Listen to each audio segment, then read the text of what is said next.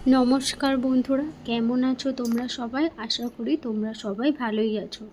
আজকে আমি তোমাদের সাথে রোজকার লাইফস্টাইল না একটা নতুন রেসিপি শেয়ার করব। সেটা হচ্ছে প্রন কাটলেট। প্রন কাটলেট বানানোর জন্য এখানে আমি দেখো চিংড়ি মাছ নিয়ে নিয়েছি। চিংড়ি মাছ আমি 8টার মতো চিংড়ি মাছ নিয়ে নিয়েছি। আর চিংড়ি মাছগুলো ভালো করে খোসা ছাড়িয়ে এইভাবে পরিষ্কার করে নিয়েছি। এরপর লাগবে কাঁচা লঙ্কা, পেঁয়াজ, আদা, রসুন, ধনেপাতা, লেবু।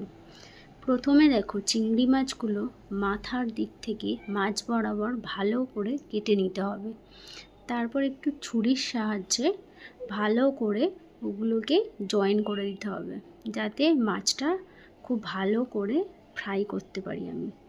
এরপর ওই মাছের আষ্টে গন্ধ কাটানোর জন্য আমি ওর মধ্যে কিছুটা পরিমাণ লেবু এবং মাছটা প্রথমে ম্যারিনেশন করে নিতে হবে। ম্যারিনেশন করলে খেতে অনেক বেশি ভালো লাগবে। লেবু দেওয়ার পরে ওর মধ্যে সামান্য পরিমাণ নুন এবং গোলমরিচের গুঁড়ো দিয়ে দিয়েছিলাম। আমি একটু ঝাল খাই, সেই জন্য গোলমরিচের গুঁড়ো দিয়েছিলাম। তোমরা যদি ঝাল না খাও তাহলে ওটা স্কিপ করতে পারো।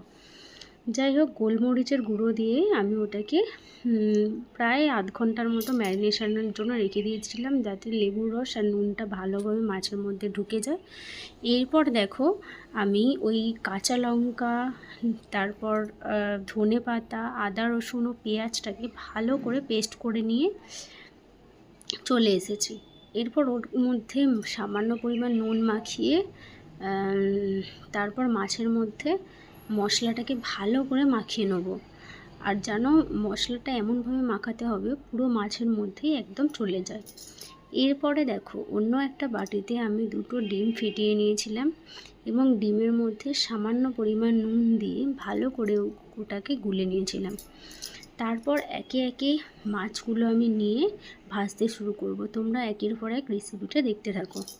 এই রেসিপিটা সত্যি দুর্দান্ত খেতে। আমরা তো অনেক রকমের মাছ খাই, কিন্তু চিংড়ি মাছ তো সেরকমভাবে কেউই খায় না।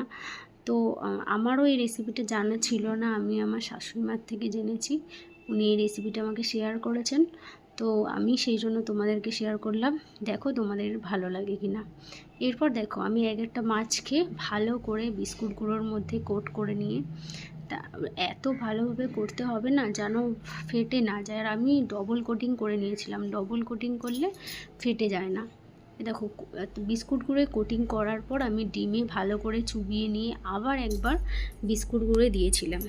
আমি কোটিংটা এতটাই মোটা করে দিয়েছিলাম না, একটা মাছও ভেঙে যায়নি। আর আমি এটা সর্ষের তেলে ভেজেছিলাম। তোমরা সর্ষের তেলে না ভাজলে রিফাইন তেলে ভাজতে পারো, খেতে কিন্তু খুব সুস্বাদু হয়। যাই হোক, যেটা বলছিলাম, চিংড়ি মাছের কাটলেটটা সত্যিই মানে অসাধারণ খেতে হয়েছিল। আর আমি ভাবতে পারিনি যে এতটা ভালো খেতে হবে। এটা ফার্স্ট টাইম বানালাম, তোমরাও বাড়িতে বানিয়ে দেখো, রেসিপিটা খুবই ভালো লাগবে। দেখো এরপর একে একে আমি মাছগুলো ভালো করে ভেজে নিয়েছিলাম। আমি 8 পিস মাছের কাটলেট করেছিলাম। তোমাদের ফ্যামিলি মেম্বার যতজন তোমরা ততজনের করতে পারো। আর তোমরা রেসিপিটা অবশ্যই করে আমাকে শেয়ার করবে আর কমেন্টে জানাবে রেসিপিটা সত্যি কেমন খেতে হয়েছিল। দেখো আমি তো অত গুছিয়ে ভিডিও এডিট করতে পারি না, যতটা সম্ভব করতে পারছি। তোমরা তোমাদের ভালোবাসায় তোমরা প্লিজ আমাকে আরও বেশি উৎসাহ দিও, যাতে আমি আরও ভালোভাবে এডিট করে তোমাদেরকে ভিডিও পোস্ট করতে পারি। প্রথম তো সব কিছুই অত ভালো হয় না, তাও মানিয়ে নেওয়ার চেষ্টা করো। আর তোমাদের ভালোবাসাই তো আমাকে এগিয়ে নিয়ে যাবে। দেখো আমার কাটলেট ভাজা হয়ে গেছে। যাই হোক, রেসিপিটা কেমন লাগলো অবশ্যই জানিও। এখনের মতো টাটা।